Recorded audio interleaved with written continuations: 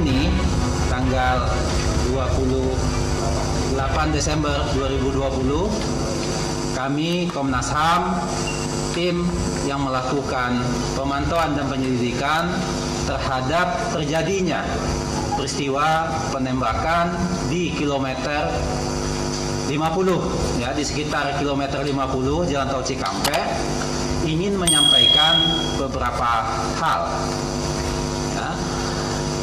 Yang ingin kami sampaikan ini berhubungan dengan ya, hal-hal langkah-langkah yang telah kami ambil ya. Komnas HAM telah melakukan serangkaian penyelidikan sejak tanggal 7 Desember 2020 begitu mendengar adanya terjadi peristiwa tersebut. Tim Komnas HAM telah memintai keterangan berbagai pihak antara lain baik dari FPI, Polda Metro Jaya, Bareskrim Polri, serta dokter forensik. Tim juga telah melakukan pemeriksaan barang bukti dari kepolisian serta memeriksa saksi-saksi baik dari FPI, petugas polisi di lapangan dan saksi dari kalangan masyarakat yang merasa melihat peristiwa tersebut. Tim penyidik Komnas juga melakukan ya, investigasi atau menyusuri tempat kejadian perkara ya, di sekitar kilometer 50 tersebut dan mendapatkan sejumlah ya, barang-barang yang bisa dinyatakan atau bisa dilihat sebagai bukti. Nanti bukti-bukti ini memang perlu kami uji lagi ya. Di antaranya adalah pertama didapatkannya proyektil peluru ya, di Mas Anam tolong, proyektil peluru ya. Proyektil ini tentu bentuknya sudah apa?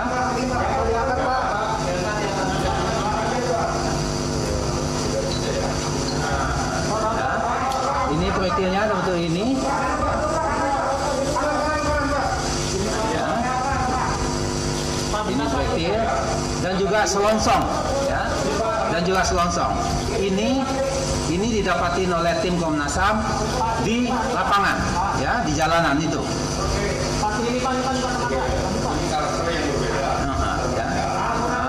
Nah, ini ya beberapa hal yang kami dapatkan. Ya. Oke. Selain itu juga kita dapatkan semacam serpihan atau pecahan ya dari bagian mobil yang kita duga memang saling serempetan begitu ya, pecahan-pecahannya. Nah ini Mas Anam ya.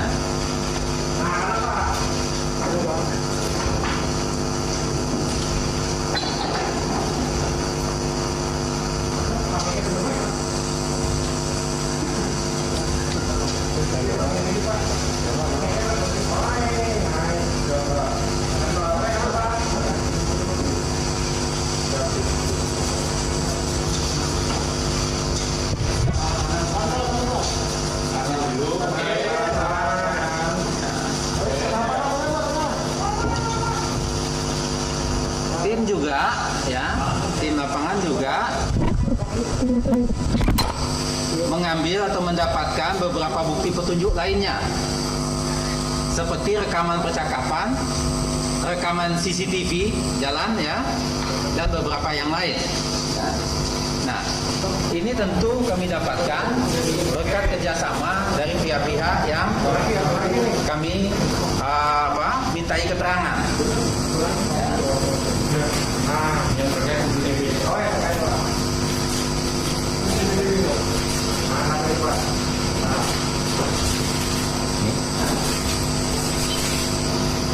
Lain. Karena apa ya?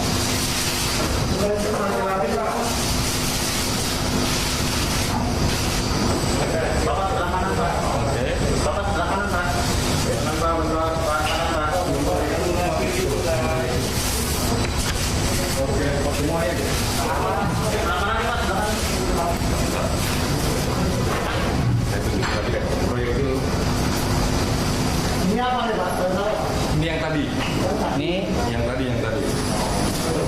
selongsong dan proyektil yang sudah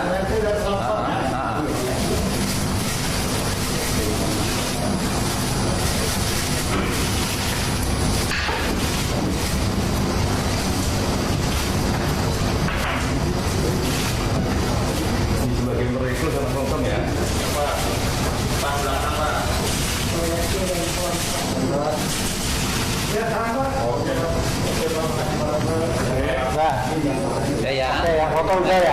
Nah, terhadap ini semua, baik saudara semua, ya, terhadap ini bukti-bukti ini, alat-alat bukti ini, terutama selongsong dan proyektil, tentu kami membutuhkan ahli nantinya untuk mengujinya, ya. Nah, dalam kesempatan ini juga, lanjut ya. Dalam kesempatan ini juga kami ingin menyampaikan bahwa selama proses penyelidikan Komnas HAM mendapatkan beberapa fakta, terutama karena tersebarnya informasi yang disebarkan oleh banyak orang, ya, sebagian besar adalah hoax, ya. Nah, ini saya pikir kami melihat adanya yang berupaya untuk mencampur adukan antara berita yang atau keterangan yang disampaikan oleh Komnas HAM dicampur aduk dengan keterangan yang lain, atau keterangan Komnas HAM untuk peristiwa yang lain dicampur aduk dengan peristiwa yang lain lagi, gitu. Nah, jadi kami mengharapkan masyarakat supaya berhati-hati dengan hoax seperti ini, ya, karena sampai hari ini Komnas HAM masih dalam proses terus, ya, menguji semua keterangan dan bukti ini, sehingga kami betul-betul nanti bisa menyampaikan, ya, apakah peristiwa ini akan seperti apa bentuk realnya itu, ya. Nah, ini bukti-buktinya, ya, bahkan belakangan mulai semacam menyerang personal, ya, Komnas HAM, ya, yang disampaikan melalui media-media sosial. Nah, saya pikir ini perlu dihentikan lah, ya, yang begini-begini supaya masyarakat tidak bertambah bingung dengan persoalan seperti ini. Nah, selanjutnya saya persilakan Mas Anam untuk menambahkan keterangan yang perlu disampaikan atau Mas Rika. Silakan Mas Anam. Oke. Ya, selamat pagi. Yang pertama-tama kami mohon maaf karena memang karena situasi COVID ini harus bersusah payah teman-teman meliput kami, ada mekanisme yang harus kami jalani sesuai dengan protokol kesehatan, dan terima kasih untuk itu semua. Banyak masukan sebenarnya dari teman-teman organisasi media, kalau bisa ada online dan sebagainya. Kami bilang untuk ini kami mohon maaf, pertimbangannya memang keamanan dan hoax, karena memang seperti yang tadi dijelaskan oleh Pak Amir bahwa kita banyak menerima hoax dan sebagainya. Oleh karenanya ini offline saja, biar tahu sama tahu, tidak ada tafsir-tafsir yang lain. Ya, saya akan menambahkan aja detail-detail. Yang pertama, proyek itu jumlahnya 7. Satu, kami tidak terlalu yakin. Jadi dari 7 itu kami satu tidak terlalu yakin. Jadi yang yakin 6, yang satu kita nggak yakin. Yang kedua, selongsong 4. 3 utuh, satunya kami duga itu adalah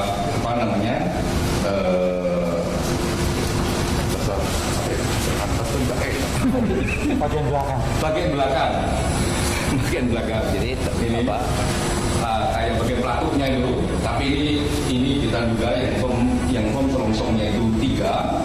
Jadi ini bom 3. Bentuknya memang nggak berubah, ya. Kalau yang satunya bentuknya ini, apakah ini betulan bagian dari selongsong itu, kami belum bisa menilai. Makanya kami masukkan di sini dengan catatan ini tidak terlalu firm. Yang proyektil tadi juga begitu. Kalau yang lain modelnya begini, yang ini modelnya begini. Nah, ini kita nggak terlalu firm, makanya kami catat satu yang tidak terlalu firm. Yang berikutnya adalah bagian mobil. Bagian mobil sangat banyak. Ini juga akan kita uji karena secara kasat mata kemarin waktu kita lihat di pemeriksaan mobil itu ada yang sebagian kecil banget itu ada yang identik, tapi yang lain harus dipastikan. Nah, identik itu pengertiannya identik kasat mata, bukan identik secara ilmiah harus diuji lapor dan sebagainya dan sebagainya. Nah, itu yang memang masih butuh proses. Ini semua, ini seperti yang tadi dijelaskan oleh Pak Amir, masih membutuhkan uji balistik. Nah, kami sedang mengupayakan uji balistiknya sifatnya terbuka dan transparan, akuntabel yang paling penting.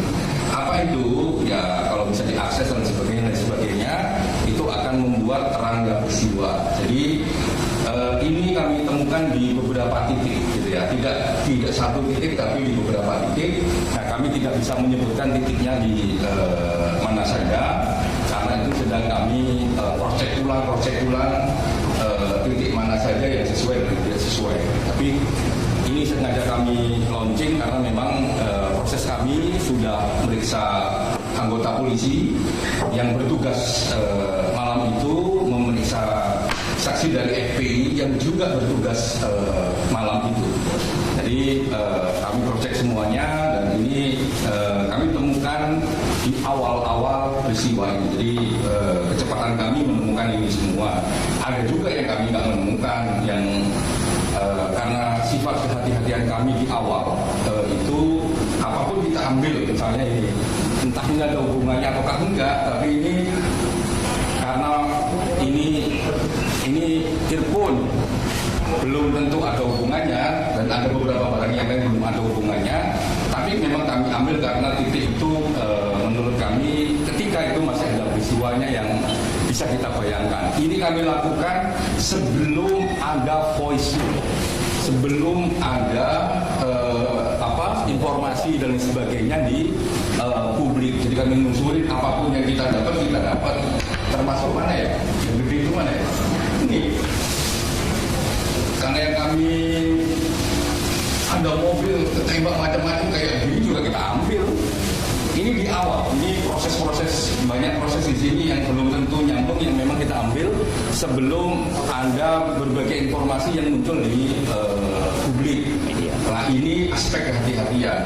Bisa jadi semua barang ini tidak setelah nanti kita uji belum tentu juga nyambung dengan peristiwanya, tapi dipastikan ada sekian barang yang juga nyambung dengan peristiwanya. Nah, ini yang membutuhkan informasi lebih lanjut. Nah, penting untuk kami utarakan di sini karena apa? Kami belum pernah ngambil kesimpulan apapun. Jadi kalau ada yang berita macam-macam yang sudah ngambil kesimpulan dan sebagainya, kami pastikan itu hoax. Ini aja kami belum melampaui, terus juga masih ada ahli yang nanti ngecek ahli forensik dan sebagainya, itu belum kami lakukan. Semoga dalam minggu ini bisa kami lakukan sehingga sesegera mungkin kami mendapatkan informasi lebih baik, gitu ya. Ya. Terima kasih Mas Anam, Mas Beka. Jika ingin tambahkan silakan. Iya, saya menambahkan sedikit saja. Ada beberapa poin. Yang pertama saya mau menekankan soal hoax. Memang sudah banyak sekali beredar tentang hoax yang ada. Menggabungkan analisa kesimpulan Komnas untuk peristiwa yang lain digabungkan dengan peristiwa yang sedang diselidiki oleh Komnas. Saya berharap publik, masyarakat itu bisa lebih kritis dan ikut berpartisipasi aktif untuk menyebarkan narasi yang sehat soal penyelidikan Komnas ini. Itu yang pertama. Yang kedua, kemudian betul apa tadi yang disampaikan Pak Anam, bahwa sampai saat ini Komnas belum mengambil kesimpulan. Bahkan kesimpulan awal saja kita belum menyampaikan ke publik. Begitu. Artinya apapun kemudian analisa atau berita yang beredar dari masyarakat tidak dalam tanggung jawab Komnas HAM terkait dengan kesimpulan peristiwa ini. Ini yang kedua. Yang ketiga, ketika ini mengulang lagi soal komitmen Komnas, kami akan bekerja transparan, objektif, dan partisipatif. Artinya partisipatif ini kami membuka kesempatan kepada seluruh anggota masyarakat yang memang memiliki data kesaksian, gitu, karena ini tentu saja penyelidikannya belum selesai, gitu, untuk bisa memberikan kepada Komnas. Barangkali ada yang terlewat dari Komnas, saksi-saksinya atau kemudian barang bukti yang lain. Itu yang ketiga, terakhir dari saya kira kami akan bekerja secepat-cepatnya, gitu ya, supaya ini tidak melebar kemana-mana, menjadi analisa yang macam-macam begitu, sehingga publik bisa mendapatkan berita yang berimbang, kesimpulan yang objektif, dan tentu saja bersandar pada prinsip dan standar hak asasi manusia. Saya kira itu, terima kasih. Baik Mas Beka, Mas Anam, terima kasih. Sekali lagi saya ingin sampaikan, pertama saya Amiruddin Al-Rahab, ya, Wakil Ketua. Mas Khairul Anam, pimpinan tim ini, Ketua tim, dan Mas Beka, ya, Beka Ulung Apsara. Itu yang ingin kami sampaikan pagi ini, ya. Mudah-mudahan informasi yang ingin kami sampaikan ini bisa menambah informasi kepada publik tentang bagaimana proses ini sedang kami jalani. Nah, saya ucapkan terima kasih, ya, atas perhatian teman-teman semua, dan juga kami dari Komnas HAM ingin juga dukungan dari saudara semua agar ini juga berjalan baik, ya, dan tidak terus adanya bertambah informasi yang hoax tadi. Mungkin demikian ingin saya sampaikan. Nanti kalau ada ingin Anda bertanya lebih detail, ya, bisa langsung ke Mas Anam, ya, dan juga Mas Beka. Saya pikir ini cukup, ya. Saya ucapkan wassalamualaikum warahmatullahi wabarakatuh. Terima kasih saudara semua. Salam. Terima kasih, ya.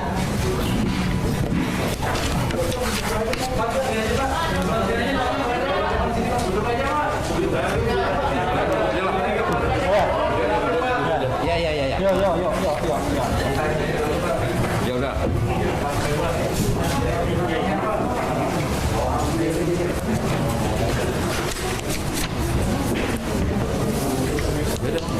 Ya, silakan. Kalau misalnya udah ditanya jangan bilang lagi, ya. Kasian yang di bawah soalnya. Silakan. Mengenai informasi Komnas HAM atau Muhammad Faisal Enggak kedengar. rumah tempat Faisal dan kemudian sudah turun, Pak. Rumah Faisal gimana? Aku yang jawab. Ya. Ya, silakan Mas Anam. Rumah kejadian. Jadi kalau Anda informasi soal rumah kejadian, saya pastikan itu tidak benar. Karena itu juga yang di-quote adalah statement saya. Jadi saya pastikan bahwa Komnas HAM tidak pernah menemukan rumah tempat penyiksaan. Ya. Sampai saat ini pun kami masih berproses mendetailkan semua narasi kronologi peristiwa sampai saat ini. Sampai semalam kami juga masih memeriksa kembali. Nah, pertanyaan soal rumah penyiksaan itu sejak 2 hari yang lalu sudah bertubi-tubi ditanyain ke kami, dan kami pastikan bahwa statement soal rumah penyiksaan itu tidak tepat dan tidak pernah kami sampaikan. Oke, Kalau ada yang lain? menulis berarti ya salah. Oke, dua lagi. Ya, tidak tahu. Oh ya ditanya kepada yang nulis lah. Ya. Bukan. Dari hasil yang sudah didapat dari Komnas HAM terkait senjata yang dijadikan alat bukti itu, karena ada 2 versi yang berbeda antara Kapolda dan Mabes Polri terkait apakah itu pabrikan dan non pabrikan. Nah, dari penyelidikan yang sama dengan Komnas HAM, definisinya apa itu pistol yang dijadikan dua alat bukti, karena tim sudah memeriksa 2 bukti yang ada di Polda. Apakah itu 2 pistol itu rakitan atau tidak? Oke. Singkat. Soal pistol rakitan ataukah tidak nanti di laporan akhir.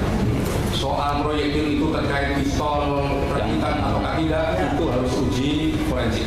Uji balistik. Jadi belum kita simpulkan. Jadi kami cuma menyampaikan di sini bahwa kami menemukan sekian proyektil, sekian selongsong peluru. Nantinya masih ada proses berikutnya untuk menguji itu apakah itu keluar dari rakitan atau keluar dari pabrikan atau pabrikan saja, rakitan saja kita tidak tahu Mas ya. Nah itu yang butuh proses berikutnya.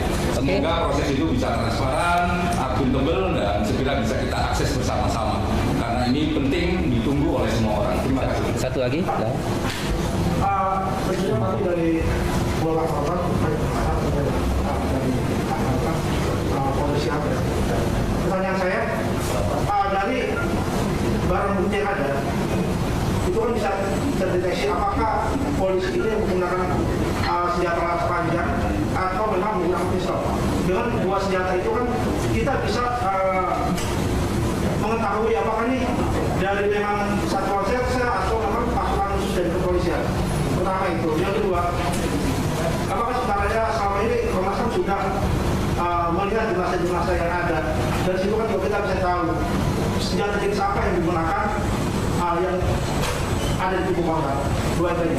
Nunggu laporan banyak. Jadi kalau masuk ke substansi nunggu laporannya karena ini semua informasi diberikan kepada Komnas HAM oleh saksi, oleh keluarga, diberikan kepada Komnas HAM. Polisi juga dengan metode pemeriksaan akhirnya kita juga dapat berbagai informasinya juga. Nah itu semuanya harus diuji dengan ahli salah satunya. Jadi kalau terkait senjata dan sebagainya, Komnas HAM tidak punya, secara ilmiah Komnas HAM tidak punya kemampuan untuk itu dan tidak bisa menilai, makanya prosesnya harus diuji secara ilmiah ke Balistik. ke uji balistik dan harus dilihat juga oleh ahli. Walaupun Komnas HAM punya sejarah panjang pengetahuan soal itu sekedar pengalaman. Oke, satu lagi terakhir, silakan. Terkait CCTV Pak, besarnya seperti apa? Karena kan belum ada publikasi apapun dari internal, kemudian dari lalu dari mana, sudut mana, temuan di mana? Dari penemuan bukti CCTV itu Pak. Oh, CCTV, tentang CCTV. Ya. Mas Yoga.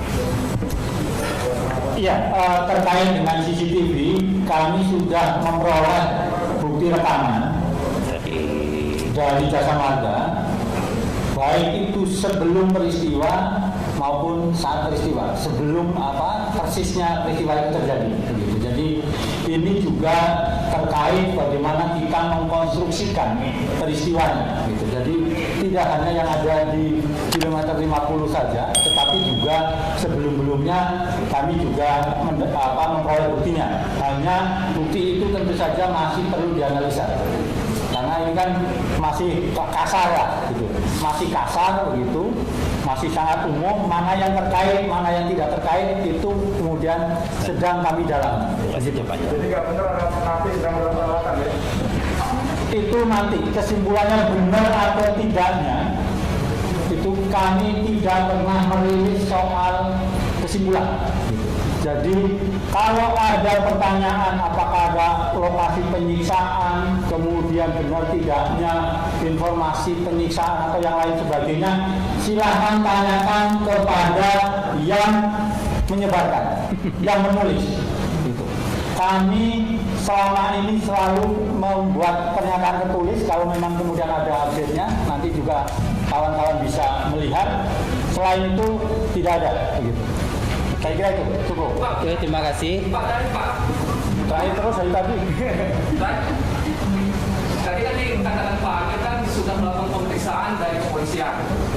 Untuk eksekutor apakah sudah diperiksa dan berapa orang? Mas Ana. Oh. Yang bertugas di malam itu sudah kami periksa. Cuman memang di tim sedang didalami apakah perlu pemeriksaan ulang untuk memperdalam beberapa hal ataukah cukup. Nah ini di tim sedang diskusikan.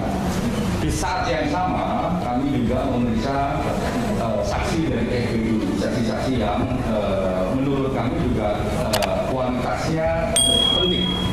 Jadi memang cukup panjang kami periksanya. Lebih dari 6 jam, ya, lebih dari 6 jam kami periksa, polisi juga kurang lebih jam segitu juga di saat yang sama di tempat yang berbeda. Jadi memang kami mencoba untuk semua informasi kita gali dan saat inilah kita sedang mengkonsolidasi temuan-temuan itu, keterangan-keterangan itu dengan temuan-temuan Komnas HAM sendiri. Jadi tidak ikut juga keterangannya PI, tidak ikut juga keterangannya polisi. Kita rangkum mana yang logis, mana yang tidak, dan sebagainya bisa kita persesuaian dan tidak sesuai. Kalau dalam konteks pembuktiannya begitu. Terima kasih. Oke, terima kasih semuanya ya. Sekali lagi saya ucapkan terima kasih semua. Mudah-mudahan kita tetap dalam keadaan sehat sampai hari yang akan datang. Untuk yang Natal, saya ucapkan selamat Natal. Kalau nggak ketemu lagi nanti, saya ucapkan juga selamat tahun baru nantinya. Terima kasih.